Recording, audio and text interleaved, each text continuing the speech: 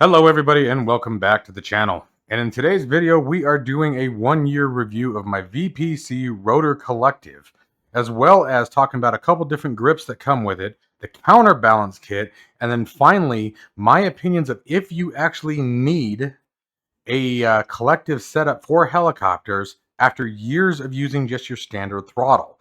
So stick around guys, because I'm going to give you a lot to think about, as well as my final thoughts on the Virtual Rotor Collective. Stick around. If you are interested in acquiring any of my Overkills tutorial guides from Microsoft Flight Simulator, or simply interested in supporting the channel, please consider joining us on Patreon. Patreon subscribers level tier 2 and above have access to all of my guides, as well as any future releases that come down the road. Patreon link can be found in the description below. Overkill simulations, watch us as we fly.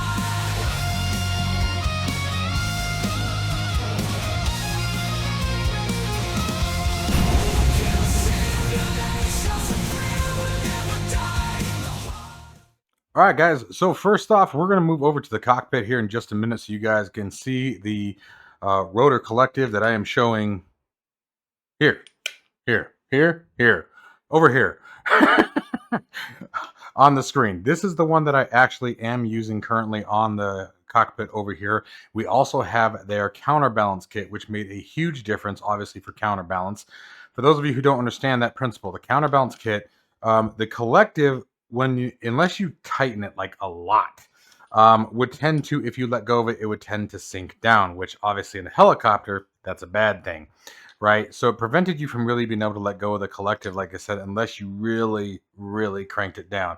Now, a couple things we're going to be talking about is as we move over to the cockpit, you guys are going to see the way that I have it mounted. Obviously, the mount is now custom built, just a metal plate that I screwed on there. I'm also going to show you guys are going to see there's only one screw holding it on. We're going to talk about why I did that as well and some future thoughts on that moving forward, and something hopefully for Virpil to think about as well when they think about mounting kits and mounting positions, as well as cockpit designers. But let's talk about first what options you have. So there's a couple different grips, first of all, that come with it. This is the Hawk Collective grip, which is very similar to that of the Black Hawk. Right now, you guys are going to see the Apache grip is attached to it. Obviously, a replica of the AH-64 Apache attack helicopter, which is phenomenal. But we're going to talk about the pros and cons overall to using the Collective over a standard throttle. Now, as we get into this, I used a standard throttle for years flying helicopters, and all in all, did just fine. But we're going to talk about, at the end of the video, there will be chapters in this. We're going to talk about why I feel a Collective truly made a massive difference in my ability to comfortably fly helicopters, and how it truly changed the immersive standpoint of a helicopter, especially if you're someone like me who flies most frequently in virtual reality. In my case, I use the Pimax Crystal Light, or the Pimax Crystal, hopefully soon to be the Pimax Crystal Super. Wink, wink, nudge, nudge, bump, bump, fist bump, cool, yeah. So now let's go ahead. I'm going to show you guys the Collective. I'm going to show you guys how the grip is set up. We'll talk a little bit about the software. I'm not going to show the software, but we are going to talk about the pros and cons of it. And then we're going to talk about just the overall use and comfort of using the Collective itself. Stick around. All right, my friends. So here is the Collective. Let me get you guys a little bit better light on there. There we go. That's better. Here is the Apache grip that clearly I did not dust well. Jeez. But here's the Collective itself. Now, this one here has the throttle on it. The other Collective option is a bit cheaper, but it doesn't have the throttle. This is an actual true twist grip throttle with a throttle lock as well. So I can take it back. There's it is at the center point. You have to push the lock and bring it in. The lock also registers as a button inside the Sims, so you have that option as well. To bring it forward, it goes right over the gate and goes all the way to max throttle. And then has a very nice action. Now, here's where the counterbalance kit comes in. Here's the counterbalance kit right there. It is very, very easy to assemble. Worked out really, really nice. You have a tension adjustment here for the primary, what you call it, I guess the gear, the rotating point there. You can tighten that down. For the most part, you can get it to where it won't move, but I will tell you, after time, it did start to sag. It started to loosen as time goes. And like I said, essentially what would happen is you'd let go of your grip and you'd slowly get, basically it would start to do this. And in a helicopter, when that's what maintains your altitude, that could be a major problem, right? So here's how we have it currently set up. You guys saw this probably in my cockpit build, but let's talk about how it is mounted. So there's the mounting point there. As I talked, we only have one screw holding it on, and we're going to talk about in just a minute why. But so there's the mounting bracket there. You can do either direction. You can mount the collective to the bottom plate here, or you can mount it up to the taller arm like I've done there. You also have the same thing, an AUX and a standard USB port if you want to daisy chain some of the controls, which you can do using the Virpil software. Now, the reason why I'm only using one screw to mount it is with this cockpit seat, for example, I sit in it. My dad, when he comes over, that's the whole reason why I made the rotating arm was for my old man. But when he comes over, his legs sit a bit wider, and so his thighs were in the way. And so the reason why I did that is so that way you can comfortably move it over if you want, still have your axis, and then even me, sometimes my leg will bump it. That way I'm not putting any pressure on it. One screw is enough. I put a nylock nut on the bottom of it, so that way the nut doesn't move past the tension where I want. So I tighten it up to where I want it. The nylock nut tends to keep it in place. It's done really, really well. Again, like I talked about in my build video, you don't need 100 bolts holding these kind of stuff on, guys. All of these devices, which we'll talk about in a later review, they all have 4-bolt mounting, and you just don't need that. Like, we're not housing Titanic here. Okay, and a lot of good that bolts did them. Ooh, too soon? Anyway, you guys did not hear that. I'm sorry, that was terrible. So now let's go ahead and talk about how the collective has changed the game for me. All right, guys. So now just chilling here in the cockpit here, let's talk about how the collective really made a difference for me. For years, I did what probably most people are doing, and I flew with a standard throttle. And honestly, until I flew with the collective, I didn't really see any reason not to. There wasn't really any benefit, and so I'll admit, I would not have purchased one of these had Virpil not provided it to me until I knew what I know now. Now, knowing what I know now, if something happened to this and I needed to replace it, Virpil's not going to just turn around and give me another one, but if something happened and I needed to, I would buy another one. Here's why. Well, especially if you're flying in VR, as you're flying and you see the controls of the helicopter moving as you're moving them, you get a better sense and understanding of how the helicopter is working. So as you're flying along and you think about, I want to go down, you go down. You think about, you want to go up, you go up. And that sounds so simple. It sounds like something so what? The throttle does the same thing. If I want to go up, I go up. Some people I know have mapped the throttle to where this brings the helicopter up, this brings it down. For me, when I was using the throttle, I couldn't think of it like that. I had to use standard throttle movement. This is faster, more power, however you want to look at it. This is less, I want to fall, right? When I moved to the collective, my helicopter flying, my rotor ability dramatically increased. It was a huge game changer. It was a massive game changer. And I think something that also helped is just the sheer quality of the Virpil collective. Virpil, I have not hit it once. That's why I have it posted on the screen right now. Virpil they're expensive. They are not cheap by any means, but neither is the quality of their builds. All metal construction, tons of tension points, cams, springs, multiple configuration, multiple mounting options. They really taking a lot of thought into their products. This Apache grip is an exact replica of the real AH-64 Apache. And I can tell you right now, with just this grip, I don't care what you're flying. I can't think of a single helicopter you could fly where you wouldn't have enough buttons on this grip. I can't. And I've flown lots of helicopters, everything from the Chinook to the Huey to the Apache to the Hind in DCS. Most of my rotor flying is done in DCS. I love the helicopters in DCS.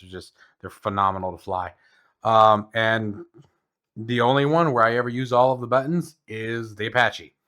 So it's an incredible feeling.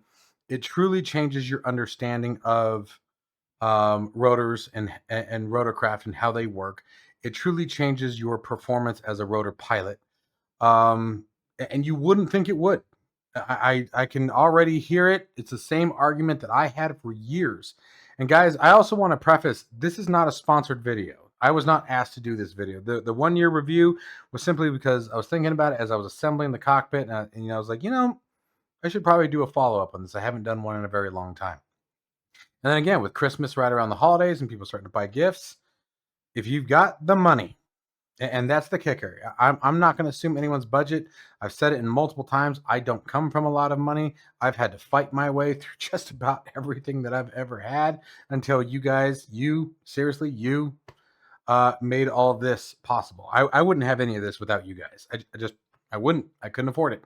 I'm a single dad of 3 children, so I understand the money. I understand the price. I do. I get it. And I don't ever want to take that away. But I will say that the one thing that I've learned, especially with electronics or anything computer related, is the phrase "you get what you pay for" absolutely applies. Okay. So I will say that whether if I were to go out and buy a collective today, my 2 arguments would be Virpil or WinWing. They are both fantastic products. They both have their share in the field. We're actually going to be doing a review of some WinWing products here later in the week that you guys, I think, are going to really enjoy as well.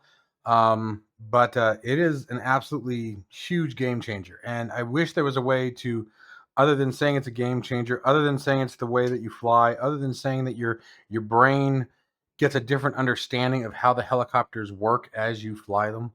I wish I had a better way to really extrapolate that feeling from my mind and share it with you. I don't know how to put the sensation into words. I will also say, in 2D or 3D, again, that difference still applies. It doesn't matter if you're on the monitor. There's just, you feel it, you understand it, you feel like you're one with a helicopter. But in VR, it's a massive difference. It's a massive difference. I don't know if it's just because your eyes are actually seeing inside the cockpit and you're seeing the collective move as you're moving it with your hand that changes that immersive experience even more. I'm sure that's a big part of it. But just the overall feeling and operating of a helicopter. And I will say for me, it's more prominent in DCS.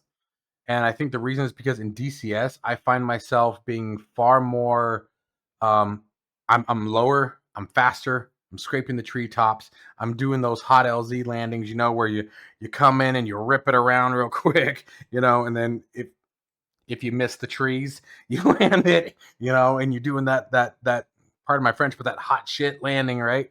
Dump your troops out and then get the hell out of there again. So I do a lot of that, more of that in DCS than obviously what we would see in like Microsoft Flight Simulator.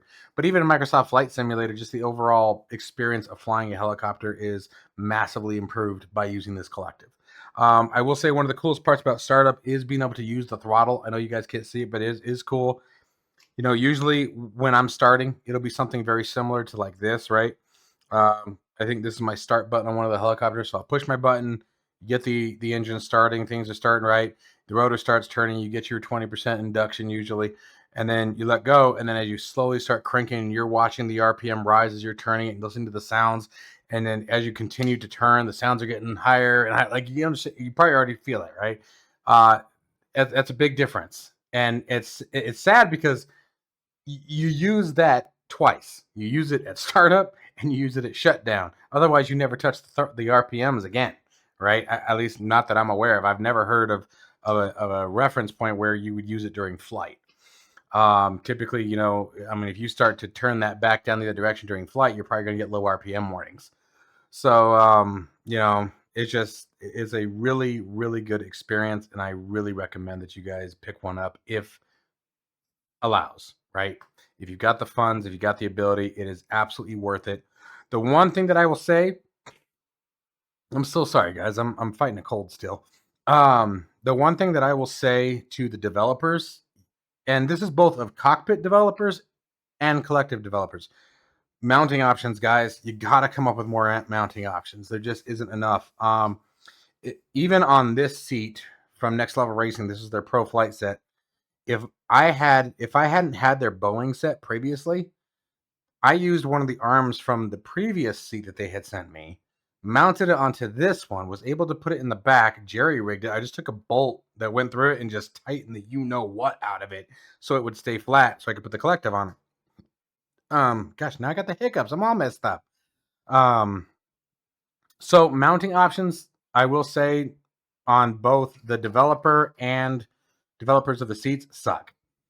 Nobody seems to be thinking about collectives and the position that they need to be in to be truly effective. So I will say to like Virpil, come up with an option, even if it's tech screws, where you can drill into just about anything. Be thinking about the fact that as you guys design these, that most seats do not have mounting options. Now, I will say this, I know Virpil has one. I'm not sure if WinWing does or not. I haven't looked. So admittedly, I have not looked. But I know Virpil has an option for desk chairs. They do have a desk chair mount for them that works phenomenal. And I can't remember if it actually replaces an arm or goes underneath the same mounting arm, but it works really well. I know 2 people who have one, and they love it. It works great. So if you're just flying from an office chair, you're going to be very happy with it.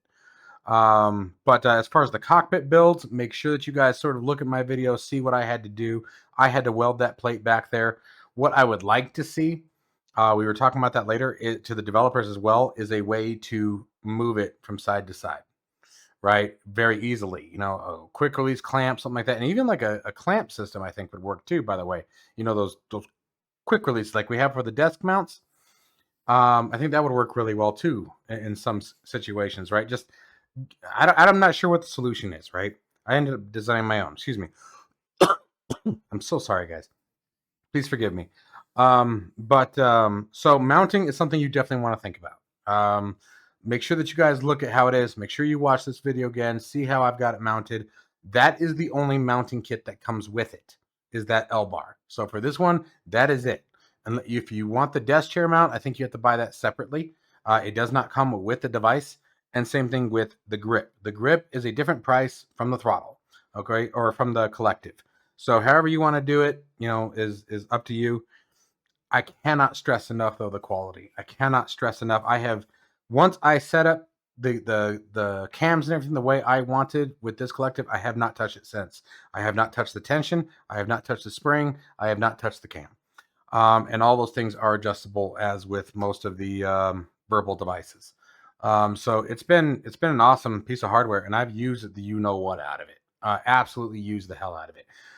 The collective was a big reason of why I disassembled the cockpit and took it in the garage and did those modifications, was I needed a better system to mount it. So anyways, guys, that is my year over review. The counterbalance kit is phenomenal. As you guys can see now, it works great in any position. I have to force it down. It's fully adjustable. Just an overall great set. Again, separate purchase if memory serves, but it may come with it now. I'd have to double check that. But I don't think it does. I think you need to purchase it. But it is a wonderful set. You don't need the counterbalance kit. Again, if you want to just take that tension screw and tighten the piss out of it, for me, it held for a long time. But over time, I had to start going back and tightening it up a bit more and more. And again, it wasn't meant to be tightened up that much. So food for thought on that one, guys. I hope you guys found this useful. Make sure that you guys take a look at their products. Again, I was not asked to do this video. I'm just trying to share my love of the sim with you guys. So as always, folks, stay safe and healthy. See you in the next one.